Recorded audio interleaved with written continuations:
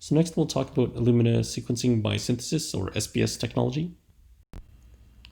So it's worth pointing out that Illumina has released a number of different products that are all based on the sequencing by synthesis technology. And so the SBS technology that we'll talk about in the next few slides applies to all of these different products. But it is worth noting that there are different products that are designed for different, for example, throughputs. And so if you are doing a lot of just kind of small scale sequencing experiments, you might choose a technology like the MiSeq. Whereas if you're doing a lot of really large scale, say like human genetic association studies, then you'd probably use something like the HiSeq X series. And so the basic strategy for doing sequencing with Illumina SBS is just like as we saw before. You start out with a genome sequence, and you have to fragment that sequence into small pieces. And what happens is that for each individual fragment with Illumina SBS, you are basically sequencing both the 5' and the 3' end of each read. And because Illumina's technology is based on short read sequencing, each read that you generate from a given fragment is really only on the order of 75 to 300 base pairs long. Generally speaking, because you know the rough size of the each fragment, the actual information that you get out of Illumina sequencing is that you know the length of the reads on either end of each fragment, and you also know the approximate distance between those two reads, and so you get a little bit more information than just the read sequence itself. And so in terms of DNA library prep for Illumina, the basic protocols basically follow the general outline that I gave in earlier slides. So generally speaking, you start with your genomic sequence, you do the fragmentation, and before you do the sequencing, you basically just need to ligate some adapters. And so on the next slide, we'll basically talk about what exactly those adapter sequences do. But what it is worth pointing out is that as part of these adapter sequences, you can typically add what are called sample indices or barcodes, which basically allow you to multiplex multiple samples together to be sequenced.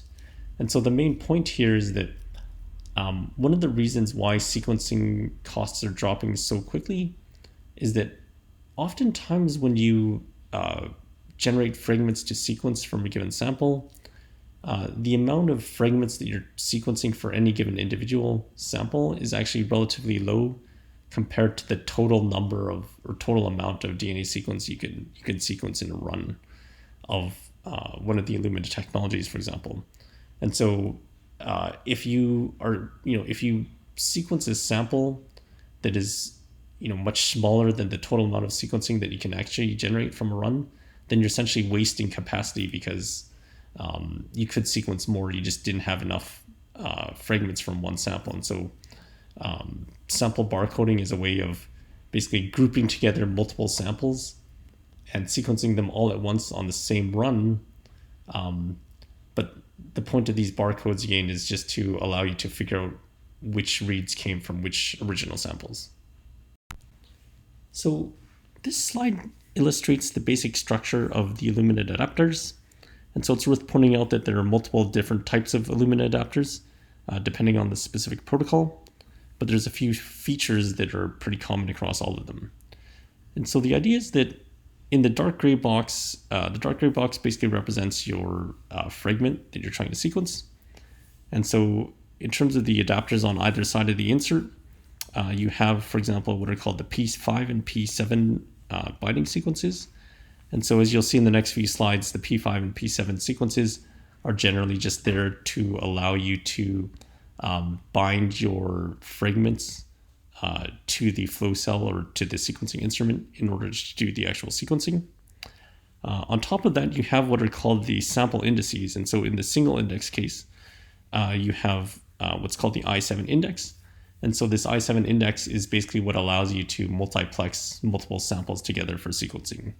So if you were to sequence, say, for example, 3 samples all in the same run of Illumina, each sample would basically get adapters with its own unique I7 index, so that when you do the sequencing, you know which read came from which sample. Finally, you have the SP1 and SP2 sequence primer sites. And so these are basically just primer sites that allow you to do, for example, like amplification or actual sequencing. And they basically flank the actual insert sequence. And so those sequence elements are common across all of the Illumina adapters. So the difference between a single index and a unique dual index adapter for Illumina is that what people noticed is that, so in theory, your sample index, your I7 index, is all you would need to identify which sample your read came from. But the problem that people noticed after using the single index adapters after a while is that they started noticing that when you multiplex multiple samples together, you actually end up getting what's called index hopping. And so what that means is that you can actually get incorrect I7 or you can get incorrect I7 indices that don't match the correct sample that they came from. And this is largely the result of free adapters that did not get ligated to specific fragments. And so the important part here is basically that in the dual index adapter, you basically have an additional sample index of what's called an I5 index, which is basically just another sample index that allows you to, again, kind of uniquely identify which fragment belongs to which sample. And so the idea is that when you add these I5 and I7 indices to each sample during your adapter ligation, you're giving a unique I5 and I7 pair to each sample so that each one uniquely identifies each sample. And that just basically allows you to make sure that even if index hopping happens, you can kind of identify it because you'll have mismatched I5 and I7 indices. Finally, there's what's called the dual index UMI, which basically just means that one of the adapters has an additional what's called a UMI or unique molecular identifier tag associated with it. And that just really allows you to identify unique reads. And so basically, because each fragment has its own UMI molecule or its own UMI tag, that means that even after amplification, you can distinguish sequencing two different essentially PCR duplicates, because when you have a PCR duplicate, you'll have two sequence fragments with the exact same UMI. And so central to Illumina sequencing technology is what's called the flow cell. And so the flow cell is basically just a glass slide that has different lanes imprinted on it. And the idea is that within each lane, you have a set of oligos that are basically covalently attached to the glass slide. And these oligos have complementary P5 and P7 sequences on them.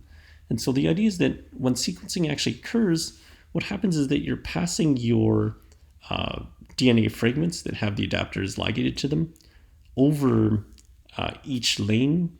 And because your adapters have those P5 and P7 indices on them, they'll basically hybridize to the complementary P5 and P7 oligos that are fixed on the slide. And what's going to happen is that your individual DNA fragments are going to randomly hybridize and get fixed across the entire lane. And then basically, once they're fixed onto the glass slide, then sequencing occurs. So the idea of the sequencing by synthesis technology is that once you've done your library prep and you've added your adapters to your DNA fragments, what you then do is you take your fragments and you pass them over the flow cell and allow the fragments to hybridize to the P5 and P7 complement adapters that are fixed on top of the flow cell. And so after hybridization, what you end up with is a whole series of DNA fragments that are spread out all throughout the lane, hybridized to different regions along the lane. And then you basically perform a process called bridge amplification. And so the idea of bridge amplification is that each of your individual fragments from your library prep is kind of spread out throughout each lane of the flow cell. And bridge amplification really just tries to increase the number of copies of each fragment that are kind of located at a given position along the lane in the flow cell. And so the idea is that ultimately the way sequencing happens is that after bridge amplification, you actually use DNA polymerase to synthesize additional copies of your fragment. And as you're doing this synthesis, you're actually essentially taking pictures of the bases as they're getting added during synthesis. And in doing so, you're sequencing by imaging, essentially. And so you need bridge amplification in order to increase the number of copies of a given fragment at a position in the flow cell in order to generate signal for your pictures. And so in the next few slides, I'll actually go into bridge amplification and the actual sequencing by synthesis more. But for the time being, just, for the purposes of this slide to show you the overall process, just know that you need to do bridge amplification in order to increase the number of copies of a fragment on a position in the flow cell. And so once you've completed bridge amplification, that's when you actually do the sequencing by synthesis. And so this slide is basically here just to show you in slightly more detail what bridge amplification involves. And so again, you start out with your double-stranded genomic fragment with the P5 and P7 adapters attached to the end of it.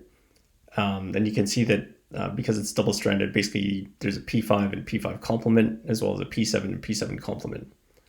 And so on the other hand, on the surface of your flow cell, you have both the P5 and the P7 primers that are attached on the surface. And so the idea is that when you denature your double-stranded DNA molecule, basically the complement of the adapters can bind to the P5 or the P7 primer that's attached to the surface of the flow cell. And then through a process of extension and then basically denaturing, followed by some binding and extending, you can basically turn like one genomic fragment that's bound to the surface of the cell into two, and then two can become four, and then four become eight, and so on and so on. And so basically at the end of the day, the diagram on the left basically shows you that without bridge amplification, basically your lawn has many P5 or P7 adapters fixed on the surface of the flow cell, and your genomic fragments are kind of sparsely bound across the surface of this flow cell. But after bridge amplification, basically you end up with a whole bunch of copies of the same fragment in spots across the flow cell. So the idea is that after bridge amplification, you are essentially ready for sequencing by synthesis. And so bridge amplification leaves you with a flow cell with a bunch of single-stranded DNA molecules attached to it. And so the idea here is that what you're going to be doing is executing multiple cycles of synthesis, where during each cycle of synthesis, what you're doing is you're adding a mixture of fluorescently labeled nucleotides as well as DNA polymerase to the flow cell. And so what's going to happen is that after you anneal a primer to these single-stranded DNA molecules, each cycle will basically involve adding hopefully one base to each template. And because these nucleotides are fluorescently labeled, they're going to emit a certain color depending on which base was added to each given strand. And because on the flow cell, bridge amplification has left you with spots of basically dense strands that have been attached to the same region of the flow cell, and those spots contain many strands with the exact same sequence, then they'll all essentially emit the same color when the same base is added in the same cycle, and that'll give you a bright color that you can read off of a picture that you take with essentially a camera. And so here's a hypothetical example of a series of images that we might get by doing sequencing by synthesis. And so the idea is that each black square here represents a picture of the flow cell, the lawn of the flow cell. And so you basically see colored dots wherever there was at least one strand bound to the surface of the flow cell. And so as you move through multiple cycles of synthesis, you basically end up with different sequences of colors on each spot corresponding to different sequences that are being synthesized on each spot. And so in practice, you're not manually looking at these pictures and trying to, write down the set of colors that you see on each spot. You use software called base colors, which basically takes a series of images that are generated through each cycle of synthesis. And this software is basically, it basically identifies the spots that correspond to genomic fragments on the lawn. And the software basically just reads off the colors that it's seeing after each cycle of synthesis. And then gives you basically a file back to you that contains, the sequences of all the reads that it saw corresponding to the different spots on the lawn. And so sequencing by synthesis is mainly limited to, you can really only generate reads of length, say like 100 to 200 base pairs. And one of the reasons for this is because templates essentially get out of sync. And so, as I mentioned previously, through bridge amplification, you end up with these spots on these flow cells where each spot contains like a dense set of fragments that are bound to the flow cell. And so in theory, with each cycle of sequencing by synthesis, you're only adding like one nucleotide to each primer that's being elongated. And so in theory, after say like 10 cycles, each strand should have the primer plus 10 added nucleotides. But the problem is that you can get out of sync because sometimes you'll incorporate no extra nucleotide on a given strand, or sometimes you'll incorporate like 2 or more nucleotides. And so after like say 100 cycles, the chances of strands being in different cycles effectively is pretty high. And so that's why your effective read length can only be about 100 to 200 base pairs. Base callers can kind of detect when this kind of out of sync problem occurs, because basically at the beginning, in the early cycles when everyone is in sync, the colors are very definitive and it's easy to tell what's red and what's green and so on. But as you get more and more out of sync, the colors start mixing, and so you get less and less pure signal. And so the base callers are able to look at those images and see kind of like distortions in the color, and then estimate some level of base quality for each base in the read that it sequences. So sequencing machines spit out what's called FASTQ files in order to give you your sequences back. And so in a FASTQ file, which I've shown an example of at the bottom of the slide, you basically have sets of 4 lines where each set of 4 lines corresponds to one read that was sequenced by the machine. And so line number 1 basically just represents the name of the read. Line 2 is the actual sequence that was produced or called by the base caller. Line 3 is just a placeholder that we'll ignore here. But line 4 is actually the line that corresponds to the quality values that are estimated for each base call. And so I was mentioning earlier that the base callers try to give you like a quality estimate to tell you how good it thinks the called base is at a given position in the read. And so you can see that the quality value sequence is a series of like letters like H, G, I, dashes and numbers, and those characters basically correspond to different quality values that are estimated by the base caller. So I want to briefly discuss the notion of sequencing bias in the Illumina technology. And so generally speaking, reads generated by sequencing by synthesis basically lead to poor representation of GC-rich and GC poor sequences. And so the reason this is a problem is that, of course, if your genome sequence has regions that have either very high or very low GC content, then those regions are going to be poorly represented in the reads that you get after a sequencing run. And so obviously with poorer coverage, that means that it's going to be harder to, for example, assemble those regions of the genome because you don't have reads corresponding to them. This also has an additional slight problem in that if you have poorer coverage of the GC poor and GC rich regions, that means that the regions that are sequenced might tend to get higher coverage, relatively speaking, in your data, which then might tend to lead to those regions being identified as repetitive or at least overrepresented in your data, which can also be a problem.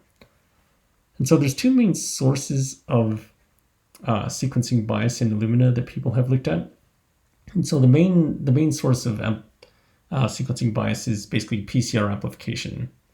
And so more specifically, it's PCR amplification that's done in the library prep after you ligate the adapters to the ends of your genomic fragments. And so the PCR amplification bias, generally speaking, comes from, at least in the case of the Illumina library prep protocol, is driven by incomplete denaturation of, for example, GC-rich regions.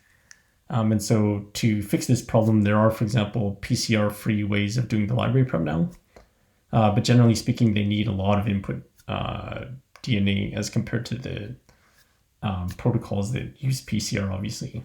And so there isn't a perfect solution to this problem.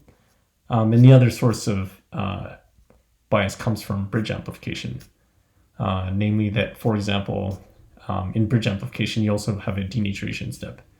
And so depending on the GC content of your strands, that can also introduce bias. So I want to briefly discuss the concept of library complexity.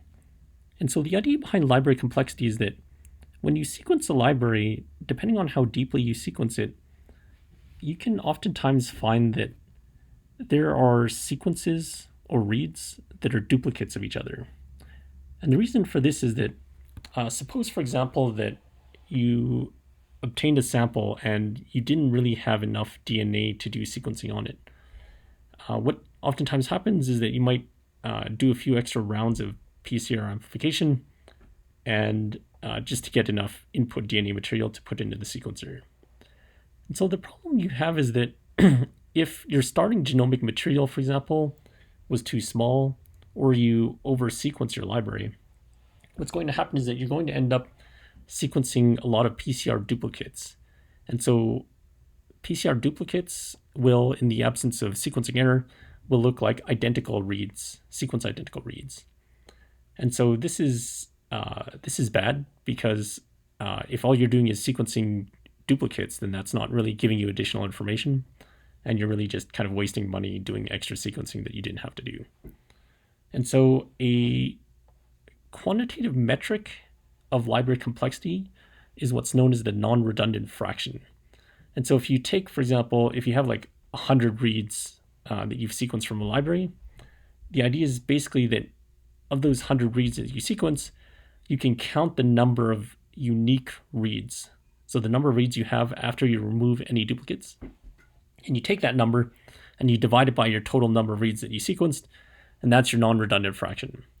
And so the idea here is that if every read is unique, so you haven't sequenced any duplicate, then your non-redundant fraction will be 1, and that means that you have high library complexity. On the other hand, for example, if every read has 1 duplicate, then what you'll find is that your non-redundant fraction is 50%, or 0.5, which means that it's low. And so the NRF is basically a nice kind of easy statistic you can calculate that gives you some idea of how many PCR duplicates are you sequencing, essentially. So in terms of throughput, depending on which Illumina sequencing machine you purchase, for example, for the Illumina X10, you can produce something on the order of like 1.8 terabases in less than like 3 days. Your reads, generally speaking, are limited to, again, somewhere on the order of like 150 base pairs, and you can do like paired end if you want. And so basically the main advantages of the Illumina approach, the sequencing by synthesis approach, is that you, in terms of raw throughput, of the three technologies we'll talk about today, you basically get the highest throughput with Illumina. Accuracy is generally speaking pretty high, and it's pretty easy to do. The main disadvantage of Illumina is that your read lengths are really short, and so from a practical standpoint, you get about 150 base pair reads, and this becomes a problem for sequencing, for example, like repetitive, genomes with a lot of repetitive sequence, or genomes with a lot of like duplication, and we'll see why later.